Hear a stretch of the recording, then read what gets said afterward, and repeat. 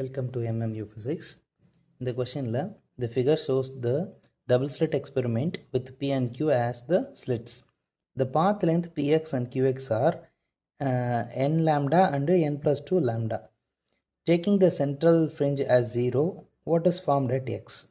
The x என்ற இந்த இடத்துல என்ன ஃப்ரிஞ்சு ஃபார்ம் ஆகுது, பிரைட்னஸ் ஃபார்ம் ஆகுதா டார்க்னஸ் ஃபார்ம் ஆகுதா அப்படின்னு தான் கேட்குறாங்க.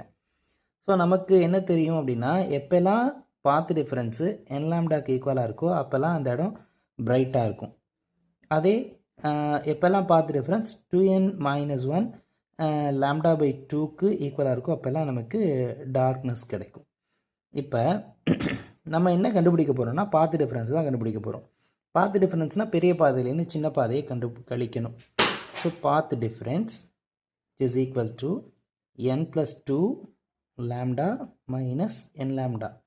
இங்கே என்ன நடக்கும், n லாம்டா இதை உள்ள மல்டிப்ளை பண்ணுறோம், 2 லாம்டா மைனஸ் n லாம்டா, ப்ளஸுக்கும் மைனஸுக்கும் கேன்சல் பண்ணிட்டோம்னா நமக்கு என்ன கிடைக்குது, 2 லாம்டா கிடைக்குது. தட் இஸ் பாத் டிஃபரன்ஸ் வந்து 2 லாம்டா கிடைக்குது. இப்போ ஜென்ரல் ஃபார்முலாக்கான பாத் டிஃபரன்ஸ்க்கான ஜென்ரல் ஃபார்முலா என்ன, delta is equal to n lambda. இப்போ இங்கே நமக்கு என்ன கிடைச்சிருக்கு, path difference equal to 2 lambda, அதாவது n lambda which is equal to 2 lambda.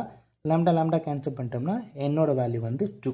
So இந்த இடத்துல நமக்கு செகண்ட் ஆர்டர் பிரைட் ஃப்ரிஞ்சஸ் நமக்கு கிடைக்கும். தேங்க்யூ.